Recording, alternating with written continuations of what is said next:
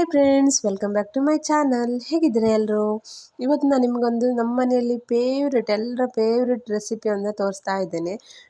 ನಮ್ಮ ಮನೆಯಲ್ಲಂತೂ ಆಲ್ಮೋಸ್ಟ್ ಏನಾದರೂ ಸಾಂಬಾರು ಮಾಡಲಿಕ್ಕೆ ಏನೂ ಇಲ್ಲ ಅಂದರೆ ತರಕಾರಿ ಅಥವಾ ಮೀನು ಏನೂ ಇಲ್ಲ ಅಂದಾಗ ಎಲ್ರಿಗೂ ನೆನಪಾಗೋದು ಬಜ್ಜಿ. ಊಟ ಮಾಡುವಾಗ ಈ ರೀತಿ ಬಜ್ಜಿ ಮಾಡ್ಕೊಂಡು ತಿಂದರೆ ತುಂಬ ರುಚಿಯಾಗಿರುತ್ತೆ. ನಮ್ಮ ಮನೆಯಲ್ಲಂತೂ ಆಲ್ಮೋಸ್ಟ್ ಎಲ್ರಿಗೂ ಇಷ್ಟ ಈ ರೀತಿ ಬಜ್ಜಿ ಮಾಡ್ಕೊಂಡು ತಿನ್ನೋದು.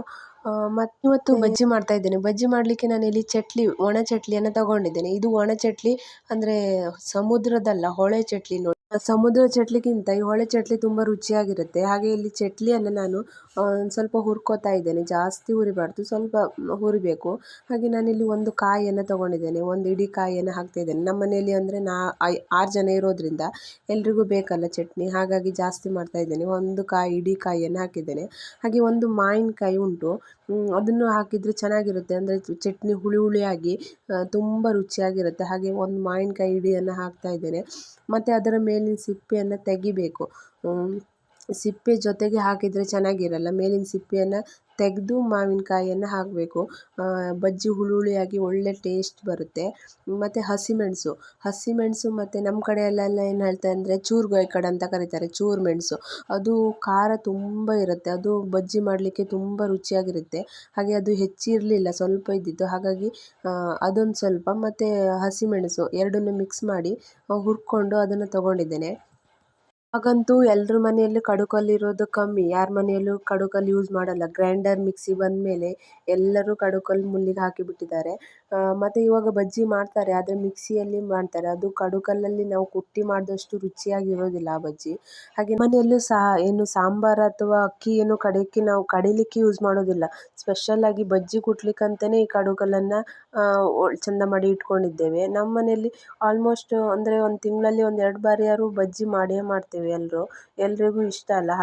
ಹಾಗೆ ಸ್ವಲ್ಪ ಅದು ಹಸಿಮೆಣಸನ್ನು ಹಾಕ್ಕೊಂಡು ಅದಕ್ಕೆ ರುಚಿಗೆ ಬೇಕಾದಷ್ಟು ಉಪ್ಪನ್ನು ಹಾಕ್ಕೊಂಡು ಹಸಿಮೆಣಸನ್ನು ಚೆನ್ನಾಗಿ ನೈಸ್ ಮಾಡ್ಕೋಬೇಕು. ನಂತರ ಅದಕ್ಕೆ ಮಾವಿನಕಾಯಿ ಹಚ್ಚಿಟ್ಕೊಂಡಿದ್ವಿ ನೋಡಿ, ಆ ಮಾವಿನಕಾಯಿ ಹಾಕಿ ಚೆಂದ ಕುಟ್ಟಬೇಕು. ಇದು ಹಸಿಮೆಣಸು ಮತ್ತು ಮಾವಿನಕಾಯಿ ಎರಡು ಚೆನ್ನಾಗಿ ನೈಸ್ ಆದಮೇಲೆ ತುರಿದಿಟ್ಕೊಂಡಿರುವಂಥ ಕಾಯಿಯನ್ನು ಹಾಕಿ ಕುಟ್ಟಬೇಕು. ಲಾಸ್ಟಲ್ಲಿ ನಾವು ಒಣ ಚಟ್ಲಿ ಹುರಿದು ಇಟ್ಕೊಂಡಿದ್ವಿ ನೋಡಿ, ಅದನ್ನು ಹಾಕಿ ಕುಟ್ಟಬೇಕು. ಚಟ್ಲಿ ಹುರಿಯುವಾಗಲೇ ನಾವು ಚೆನ್ನಾಗಿ ಹುರಿಬೇಕು. ಅದು ಚೆನ್ನಾಗಿ ಹುರಿದಿದ್ರೆ ಕುಟ್ಟುವಾಗ ಒಳ್ಳೆ ರೀತಿ ಪುಡಿ ಆಗುತ್ತೆ.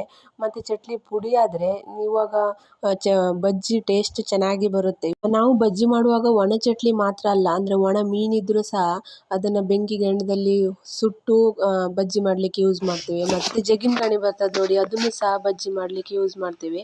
ಇವಾಗ ಆಯಿತು, ಬಜ್ಜಿ ರೆಡಿ ಆಯಿತು, ಕುಟ್ಟಿ ಆಯಿತು. ಬಜ್ಜಿ ಮಾಡುವಾಗಲೇ ನನಗೆ ಬಾಯಲ್ಲಿ ನೀರು ಬರ್ತಾ ಉಂಟು. ನನಗೂ ಸಹ ಬಜ್ಜಿ ಅಂದರೆ ತುಂಬ ಇಷ್ಟ. ಮತ್ತು ಇದು ನಮ್ಮ ಕಡೆಯಲ್ಲಂತೂ ಯೂಸ್ ಮಾಡೋದು ಕುಚಲಕ್ಕಿ ಅನ್ನ ನೋಡಿ. ಆ ಕುಚಲಕ್ಕಿ ಅನ್ನದ ಜೊತೆ ಬಜ್ಜಿ ಹಾಕ್ಕೊಂಡು ಊಟ ಮಾಡಲಿಕ್ಕೆ ತುಂಬ ರುಚಿಯಾಗಿರುತ್ತೆ.